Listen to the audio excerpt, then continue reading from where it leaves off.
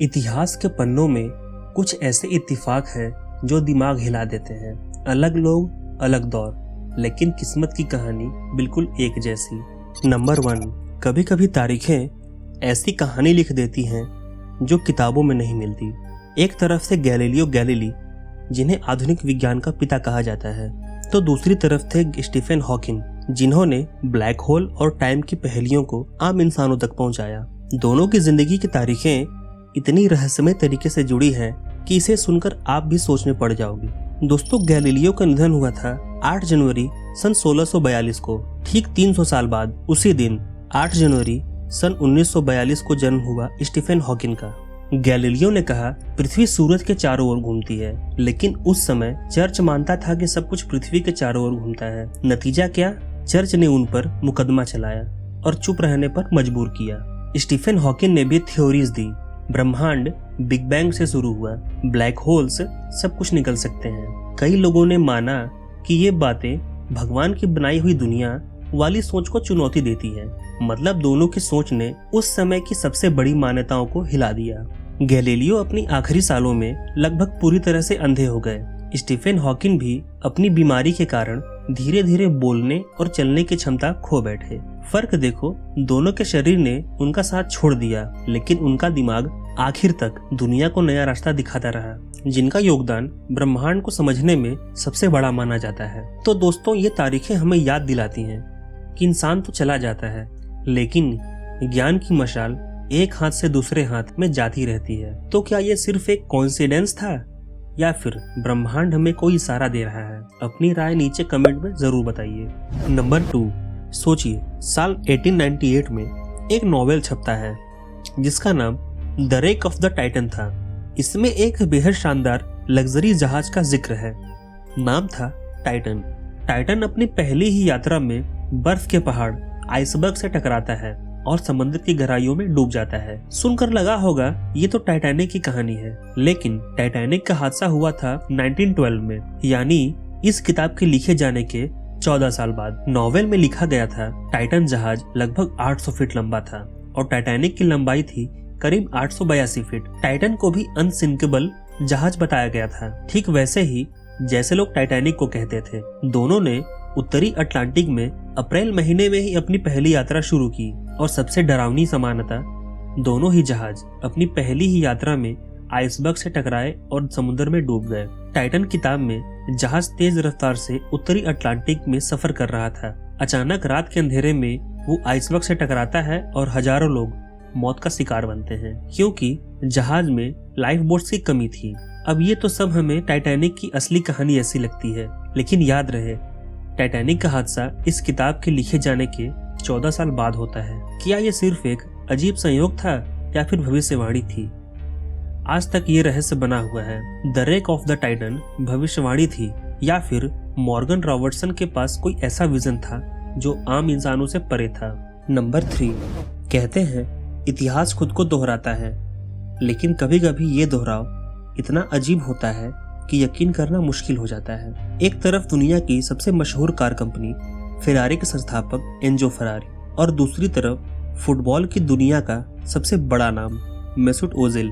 दोनों का आपस में क्या कनेक्शन हो सकता है? ये जवाब सुनकर आप भी चौंक जाओगे। एंजो फरारी का जन्म हुआ था 1898 में। उन्होंने पूरी जिंदगी फेरारी ब्रांड को खड़ा किया और 1988 में उनका निधन हो गया। अब ट्विस्ट ये है, एंजो फरारी की मौत के ठीक 1 महीने बाद जर्मनी में एक बच्चे का जन्म हुआ। उसका नाम था मेसूट ओजिल। ये तो टाइमलाइन हुई, लेकिन असली झटका तब लगता है जब आप दोनों की शक्लें देखते हैं। एंजो फरारी और मेसूट ओजिल के चेहरे इतने मिलते जुलते हैं कि लोग पहली बार देखकर यही सोचते हैं ये तो एक जैसे ही इंसान हैं। कई लोग इसे देखकर रीइंकार्नेशन यानी पुनर्जन्म तक मानने लगे। इंटरनेट पर यह तुलना इतनी मशहूर हुई कि आज भी फेरारी वर्सेस ओजिल सर्च करने पर लाखों तस्वीरें और चर्चाएं मिल जाती हैं। अब सवाल उठता है, क्या ये सब सिर्फ एक कोइंसिडेंस है या फिर वाकई इंसान का जन्म और मौत किसी रहस्यमय चक्र से जुड़ा है जिसे हम अभी तक समझ नहीं पाए? एंजो फरारी और मेसूट ओजिल की ये कहानी हमें सोचने पर मजबूर करती है। क्या जिंदगी महज इत्तेफाकों का खेल है या वाकई इसमें कोई गहरा राज छुपा है। आप इसे मजेदार संयोग मानते हैं या फिर किसी रहस्यमयी रीबर्थ थ्योरी का हिस्सा। नंबर 4, कहते हैं इतिहास कभी कभी खुद को ऐसे दोहराता है कि इंसान अपना दिमाग पकड़ ले। 2 अलग अलग सदियों के अमेरिका के राष्ट्रपति अब्राहम लिंकन और जॉन एफ कैनेडी, दोनों की जिंदगी और मौत में इतनी चौंकाने वाली समानताएं हैं, ये महज इत्तेफाक नहीं लगती बल्कि किसी रहस्यमय पैटर्न का हिस्सा जैसी लगती है। तो दोस्तों, आइए देखते हैं कुछ हैरान करने वाले फैक्ट्स। लिंकन अमेरिका के राष्ट्रपति चुने गए थे 1860 में और कैनेडी चुने गए थे 1960 में। ठीक 100 साल बाद दोनों ने अमेरिका में सिविल राइट्स को लेकर बड़े कदम उठाए। लिंकन की हत्या हुई थी थिएटर में और कैनेडी की हत्या हुई थी ओपन कार में, दोनों ही पब्लिक के बीच। लिंकन को गोली मारने वाला था जॉन विल्कस बूथ और कैनेडी को मारने वाला था ली हार्वेरी ओसवाल्ड। दोनों के 3-3 नाम और हर नाम में 15 अक्षर। बूथ ने थिएटर से भागकर गोदाम में छुपा और ओसवाल्ड ने गोदाम से भागकर थिएटर में छुपा। और सबसे दिलचस्प बात, लिंकन के सेक्रेटरी का नाम था कैनेडी और कैनेडी के सेक्रेटरी का नाम था लिंकन।